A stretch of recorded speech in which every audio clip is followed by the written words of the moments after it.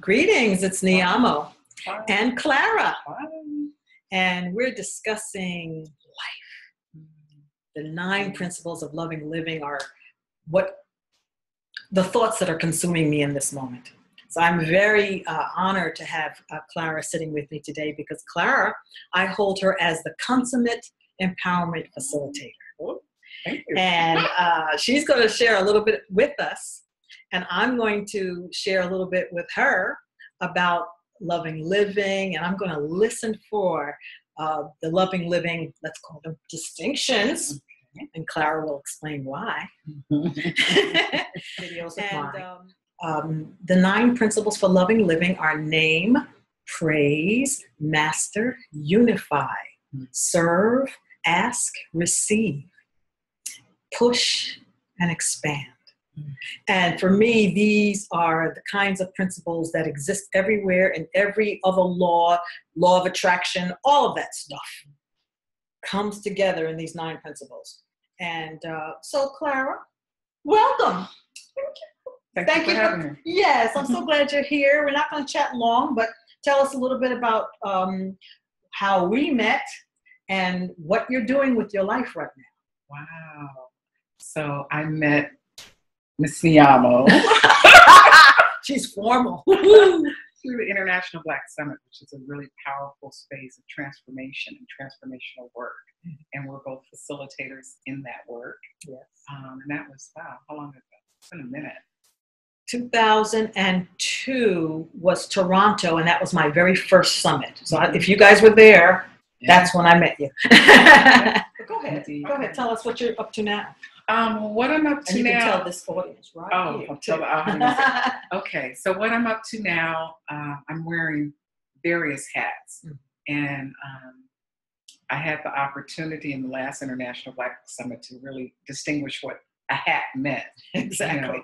And there are these things that we take on in life that give us different characteristics, that give us different expression. So what's the International Black Summit? International Black Summit is a place where people bring into being their vision for the Black community in the world. I love that. Yes, it's a really powerful space where people are in conversation about, you know, what they're up to in the world and how to transform themselves to get the things that they want and to deliver. We talk about that push, expand, to deliver into the world, you know, the gifts that we have to others. Good. Indeed. So you're a facilitator in that? I'm a facilitator on sabbatical. Okay. Okay. Got it. Okay. Yeah. So what spaces are you officially holding right now? I'm officially holding the space of broker. Okay. I'm a real estate broker.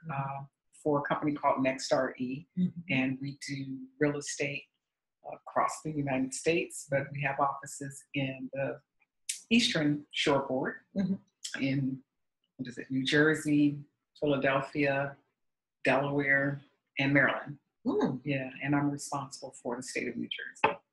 Big responsibility. Very big hat. Are you all aware that New Jersey is the most dense state in the nation? It's a very developed state. It is. How does that affect you in real estate? I mean, how do you perceive? Well, you can how's go. Business? Business is excellent. Okay. Yeah, but you can go 10 blocks and you're in a different township. Exactly. And the challenge of that is that every township has different rules and regulations. So as you move geographically, you know, your bandwidth for information has to broaden. Okay. Yeah. And so I have to hold that not only for myself, but for the agents that I supervise. So I have agents in South Jersey, in North Jersey, and also in the Shore area. Okay. Work out of my office. Okay. Yeah. So that's one hat. Wonderful. Take off. That's my big hat. That's your big hat. And then the other hat that I have is I am the director of the Victorious Business and Professionals Ministry at Victory Christ Christian Center. Shout out. Say it again slowly. Director of the Victorious Business Professionals. Victorious Business Professionals. Yes. Ooh, And Victory in Christ Christian Center. Victory in Christ Christian Center. Yeah. And you're the director of what? The Victorious Business Professionals. So that's our entrepreneurs and our business professionals at the church. Okay, wonderful. Yeah. Very nice. And in that capacity, it's really about empowering people to be leaders. Keep chatting to the empowering people to be leaders and empowering them to be leaders in the community, in our church community with a spiritual base, to really look at how our spirituality impacts how we interact in our customer service and our relations. So do you have classes? What do you guys do? Wow. We have events. We have networking events. We have a social media class coming up. Okay. Brother Navarro Wright is teaching that class. He works with BET and Google. And he's basically going to be showing people how to expand their business beyond the four walls and to, go locally, nationally, and worldwide with their business through social media. So that's one of the workshops that we have coming up. We also do a business expo, which is all of the entrepreneurs at the church get together with their goods and services and promote them to the congregation. We've also done some other workshops like around tax preparation. Excellent. Yeah, Excellent. So it's kind of a hodgepodge of different things that we provide based on what, or what the membership is saying that they want. Good. So how do you market your business? Tell me about how you share what your goals are with your business with your potential customers. How do you get yourself out there? Is it through these professional networks and through the church? Wow. I would say networking is probably the number one source of my business. Okay. 90 referrals and what have you? Yeah, I would say 95% of my business is referrals. Great. People that I've done business with in the past tell other people, and they call me up and they say, Clara, I want to do business with you, or this is a need or want, you help so-and-so, can you help me?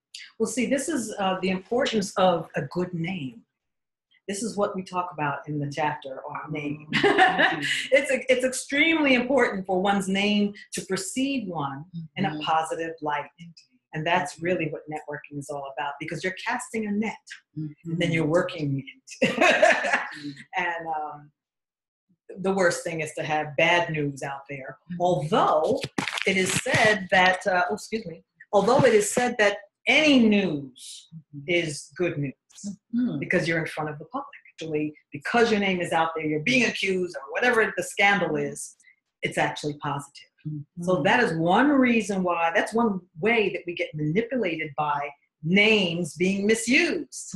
Of course. On the other side of that is the praise, which is one of your other attributes. So That's as right. people praise the work that you're doing, That's right. and praise how you're helping. I think anytime you're helping people, that's a praise report. That's right. And that praise report follows you and follows the work that you're doing. So that's really important. I really hold you as a master of your craft. You took your time. Clara was a broker in California, met the man of her dreams and married him, moved back to his state. You were in Oakland, California, and you moved back here to New Jersey. Yeah. People always ask me, how did you get to Jersey? And I'm like, I got married. Amazing. And she took the time to start her career all over again in real estate here in New Jersey. New set of rules. You don't just walk off the street and be a broker in New Jersey or any other state, because that's how real estate is. It's a kind of a clubby kind of a profession. I mean, every state has its own stuff. You have to start all over, even though the game is really the same. It's just a couple of little rules are different, but you got to start from the bottom, be a sales broker, a salesperson, and then you have to work yourself. You use the ultimate mastery to get to that point. And you helped me sell my mother's home and buy a new home, and I'm just really, really respectful of the mastery that you show in your business and your commitment to it, because you are like Michelangelo and the David, and that marble, the marble of life, that's your life, and you say, I know there's something beautiful here, and I am chiseling it out, and I'm a broker. And I'm a broker of record for the state of New Jersey for this company, and that's it. And you're living it. It's wonderful. Yeah. You constantly expand yourself. Yes, most definitely. And I think part of that is having a vision. And my vision has always been to be national, to teach. Okay. Because every moment is a teaching moment. And to assist people through a process that they may not think is possible. Like to really look at possibility Okay. So I look at possibility in housing. You know, I look at possibility in lifestyle. Mm. You know, I look at possibility in wealth and legacy building. Mm. So all of those are part, and people think real estate, you buy a house. But really, it's more than just buying a house. You're creating a home. You're creating a lifestyle.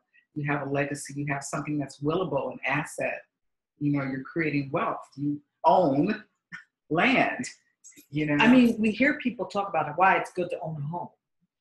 The long term, for the long range vision, that's what you're describing. Mm-hmm. The legacy piece. It's the legacy. Fascinating. Piece. Yeah. Mm-hmm. And whether you do it for yourself, I just did a workshop, Mm-hmm. on my workshop, Mm-hmm. for yourself or for others. I tell people to buy what you can afford, Mm-hmm. because even if you don't live in it, if you purchase it and rent it out, someone owns that land. Mm-hmm. Land is a finite, it's a finite thing. You know, people fought for land. Mm-hmm. And if you have an opportunity to be a part of the fabric, that base, you know, Yes. of what this country, and every country is built on, which is the land, you know, you want to participate in that. And it's important. It's more, home ownership is a part of it, but the investment part, you know, like putting on your investment hat and looking at property as investment is so important as well. And those are the pieces that I try to instill in my clients. I'm like, you know, this may not be the home of your dreams that you love, and maybe, you know, you're not at the point to get the home of your dreams, but you can buy an investment property, you know, live in it yourself. When you're ready to get the home of your dreams, rent that piece of property out to the next person, you know, and then you're part of the economic structure at that point. You know, in the past, I don't know if this is true. I think it was Rowan I heard say this. Mm-hmm. You know, to vote, you had to be a home. You know, you had to be. Yes. You had to own land. That's right. You know, absolutely you own land in the US past, of A. Before it was the US of A. Right. Yeah, you had to be own land or claim land, as they did back then. They took it. They took land. Essentially, they took the land, mm-hmm. claimed it, mm-hmm. and that afforded you an opportunity for a voice. Excellent to understand, isn't it? You know, so your voice is in your ownership. You know, your voice see is how there's a cycle in life, and the cycle plays through history. Mm-hmm. And if we can have more people becoming masters of, or feeling like they're masters of whatever it is that they're being shown in that moment about themselves and their families and what to do mm-hmm. to leave something more positive than they brought it here, mm-hmm. gosh, that's a wonderful level of contribution mm-hmm. that people can make, starting with themselves, right, and then spreading out to the family. Right. And you heard it from a real estate broker. So if you don't own anything right now, you must consider it, because mm-hmm. it's important. Mm-hmm. And let's do this. You can also leave whatever it is that let's say you don't have children, you don't want children. Mm-hmm. You know, it's a lot of lifestyles. Right. You can set up a foundation, mm-hmm. or you can leave it to the foundation of your choice. Indeed. There's a lot of them that need assets. Mm-hmm. And they may need a space. They may need your house to run their program out of. Mm-hmm. So let's get creative mm-hmm. about how we do the mastery. It's not just my master is my boss. I got to do what they say. I got to be there 8 o'clock in the morning. Whatever. It's not just that. Mm-hmm. It is freeing yourself as freeing the slave yourself first. Mm-hmm. It can be that. But it's also, you know, investing in yourself, like buying property mm-hmm. and, you know, doing well by your community so that when you have left, Indeed. the legacy is there. Indeed.